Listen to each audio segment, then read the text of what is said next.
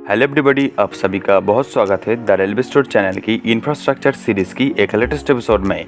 आज के इस एपिसोड के जरिए आप सभी को इंडियन रेलवेज की एक पॉजिटिव और रिलायबल स्टेप के बारे में जानने को मिलेगी, जो हमारी इंडियन रेलवेज की फ्यूचर को और भी मजबूत और देश की इकोनॉमी की बढ़ोतरी में सहायता प्रदान करेगी। और इंडियन रेलवेज की इस प्रोजेक्ट का नाम है ग्रीन रेलवे। तो चलिए इस ग्रीन रेलवे प्रोजेक्ट के साथ जुड़ी हुई कुछ ऑफिशियल और लेटेस्ट जानकारी को जान लेते हैं।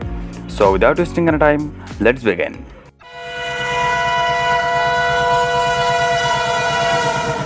अगर आप इंडियन रेलवेज की ईयरली रेवेन्यू को जानना चाहते हैं तो ये ईयर 2018-2019 के मुताबिक 1,97,214 करोड़ रुपए थी, जो लगभग 28 बिलियन यूएसडी के बराबर होता है। लेकिन इसमें इंडियन रेलवेज की नेट इनकम थी 6,014 करोड़ रुपए, जो लगभग 840 मिलियन यूएसडी के बराबर होता है। मतलब आप समझ सकते हैं कि इंडियन रेलवेज को ईयरली रेवेन्यू की बहुत ही कम पैसा अपना एम्प्लॉयज़ की सैलरी, डीजल और इलेक्ट्रिसिटी बिल देने के बाद बचता है, जहां पर सबसे ज़्यादा पैसा इलेक्ट्रिसिटी बिल में ही जाता है, क्योंकि रेलवेज में इलेक्ट्रिसिटी का इस्तेमाल बहुत ही भारी मात्रा में होता है। आपको बता दें, इंडियन रेलवेज ईयरली लगभग 20 बिलियन यूनिट इलेक्ट्रिसिटी को यूज़ करता है। तो इस भारी मात्रा में इस्तेमाल होने वाली इलेक्ट्रिसिटी का बिल को रिड्यूस करके ministry of railways Indian railways को 100% unconventional energy based railway system बनाने के लिए सोच रहा है। और इसीलिए रेलवेज ज़्यादा से ज़्यादा rail electrification, improvement on efficiency of locomotives and trains, bio vacuum toilet installation in passenger coaches और रिन्यूएबल एनर्जी सोर्स में स्विच होने जा रहा है। और जैसे कि आप जानते ही होंगे, रेलवेज की डीजल लोकोमोटिव की स्मोक और इलेक्ट्रिक लोकोमोटिव चलाने के लिए कोल को जलाया जाता है, और इस दो टाइप प्रोसेस में ही बहुत ही भारी मात्रा में पॉल्यूशन होता है। इसके तहत ग्लोबल वार्मिंग जैसा प्रॉब्लम भी होता है, और इसीलिए Indian railways net zero carbon emission railway system को इंट्रोड्यूस करने जा रहा है ईयर 2030 तक। और आप तो जानते ही होंगे, इंडियन रेलवेज की एम है कि ईयर 2023 की दिसंबर तक इंडियन रेलवेज की 100% रूट को इलेक्ट्रीफाइड किया जाएगा, और तब इंडियन रेलवेज की ट्रेन को ऑपरेट करने के लिए इलेक्ट्रिसिटी का ही ज़रूरत पड़ेगी। और इसीलिए इंडियन रेलवेज अपना 100% इलेक्ट्रिसिटी सोर्स के लिए अनकन्वेंशनल एनर्जी को इस्तेमाल करने जा रहा है, जिसमें सोलर पावर, विंड पावर मौजूद है। और फ्यूचर में Indian railways yearly 33 billion unit electricity को जनरेट करेगी, जो ईयर 2030 तक तत्कालीन इलेक्ट्रिसिटी की डिमांड के लिए सफिशिएंट है।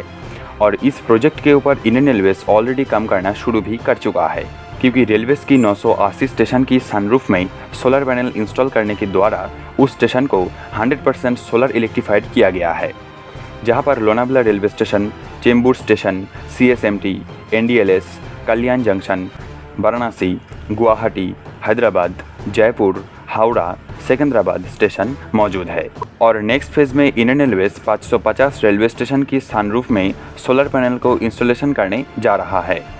तो अब बात करते हैं इस मुद्दे पे कि इंडियन रेलवेज कैसे इस प्रोजेक्ट को तब्दील करेगी। तो मौजूदा समय में इंडियन रेलवेज की 91,000 हेक्टेयर ज़मीन खाली पड़ा है, जहां पर इंडियन रेलवेज फ्यूचर में 20 गीगावाट तक इलेक्ट्रिसिटी को जनरेट करेगी सोलर पावर और विंड पावर के द्वारा। इलेक्ट्रिसिटी को इंडियन रेलवेज ट्रैक्शन इलेक्ट्रिसिटी के लिए भी इस्तेमाल करेगी, मतलब OHE में इसी इलेक्ट्रिसिटी का यूज़ होगी। और इस प्रोजेक्ट को अंजाम देने के लिए Indian railways railway energy management company limited REMCL के साथ मिलके काम कर रहा है। और इसके रिगार्डिंग इंडियन रेलवेज हाल ही में 3 to 4 गीगावाट इलेक्ट्रिसिटी जनरेट करने वाली टेंडर को जारी करने वाला है, जहां पर Adani, ACME, hero future energies, Greenko group, Tata power, SPRNG energy, Vikram solar company, renew power, ऐसे बहुत सारी कंपनी से रिप्रेजेंटेटिव उपस्थित होंगे। और इस टेंडर मीटिंग में इंडियन गवर्नमेंट की NSM यानी कि नेशनल सोलर मिशन के रिगार्डिंग स्टेप लिया जाएगा, जहां पर रेलवेज को किस तरह से सोलराइज करना बहुत ही आसान और असरदार साबित होंगे, इसके ऊपर चर्चा किया जाए। तो अब बात करते हैं इस ग्रीन रेलवे प्रोजेक्ट के ऊपर ली गई कुछ स्टेप के बारे में। तो पिछले महीने रेलवेज के द्वारा मध्य प्रदेश की बीना में एक पायलट प्रोजेक्ट को सक्सेसफुली ऑपरेट की गई थी, जिसमें 1.7 मेगावाट इलेक्ट्रिसिटी को 25 kV रिएक्शन सिस्टम मतलब OHE में डायरेक्टली कनेक्ट किया गया था। और नॉन ट्रैक्शन इलेक्ट्रिसिटी के लिए मॉडर्न कोच फैक्ट्री रायबरेली में 3 मेगावाट तक इलेक्ट्रिसिटी जनरेट करने वाली सोलर प्लांट, हरियाणा की दीवाना में 2 गीगावाट तक इलेक्ट्रिसिटी जनरेट करने वाली सोलर प्लांट STU यानी कि स्टेट ट्रांसमिशन यूटिलिटी के लिए, और छत्तीसगढ़ की भिलाई में 50 मेगावाट तक इलेक्ट्रिसिटी जनरेट करने वाली सोलर प्लांट को लगाया जाएगा CTU यानी कि सेंट्रल ट्रांसमिशन यूटिलिटी के लिए। जो अभी अंडर कंस्ट्रक्शन में है। तो ये थी इंडियन रेलवेज की ग्रीन रेलवे प्रोजेक्ट के ऊपर कुछ जानकारी। अगर इसकी इफेक्ट के बारे में बात करें तो रेलवेज के बहुत सारे ज़मीन अब तक खाली पड़ा रहता था, जो आप ट्रेन में ट्रैवल करते वक्त ज़रूर नोटिस किए होंगे। तो इसी ज़मीन को यूज़ करके रेलवेज एक तरफ अपना रेवेन्यू को ज़्यादा से ज़्यादा अपना डेवलपमेंट के लिए यूज़ कर सकेगी, तो दूसरी तरफ देश की इकोनॉमी में भी हेल्प कर सकेगी, क्योंकि रेलवेज के पास अभी तक लगभग 7,300 रेलवे स्टेशन और 91,000 हेक्टेयर ज़मीन खाली पड़ा है, जो भारी मात्रा में अनकन्वेंशनल प्रोसेस में इलेक्ट्रिसिटी जनरेट करने के लिए काफ़ी है।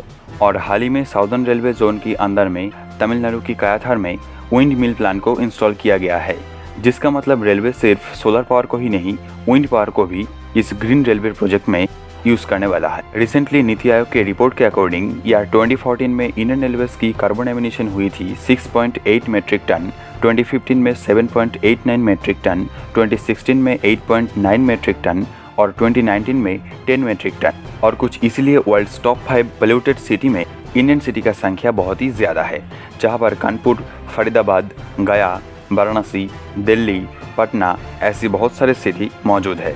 आज के इस एपिसोड को ख़त्म करने से पहले आप सभी को इंडियन रेलवेज की अनकन्वेंशनल पावर को इस्तेमाल करने की कुछ रिकॉर्ड के बारे में बात करते हैं। तो इंडियन रेलवेज ईयर 2017 की 14 जुलाई के दिन वर्ल्ड की first solar power based DMU train को ऑपरेट की थी। ये ट्रेन दिल्ली की सफदरजंग रेलवे स्टेशन से हरियाणा की फारूकनगर तक चली थी। तो दूसरी तरफ रेलवेज की तरफ से ट्रायल के लिए बहुत सारे LHB और ICF कोच में सोलर पैनल को इंस्टॉल किया गया था, जो अभी भी रेलवेज में अपना सर्विस दे रहा है। आपको बता दें, ये ग्रीन रेलवे प्रोजेक्ट कंप्लीट होने के बाद ministry of railways train speed, pollution, train service, train development और रिलायबिलिटी अच्छा होने की उम्मीद रखते हैं।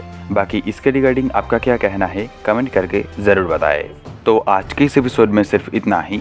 अगर आपको एपिसोड अच्छा लगा तो लाइक और शेयर करना ना भूलें, और आपका कोई सुझाव या ओपिनियन है तो आप कमेंट बॉक्स में ज़रूर शेयर कीजिए। बाकी इंडियन रेलवेज के साथ जुड़ी हुई और भी लेटेस्ट जानकारी के लिए आप इस चैनल द रेलवे स्टोर को सब्सक्राइब कर सकते हैं। So thanks for watching this video. जय हिंद, वंदे मातरम।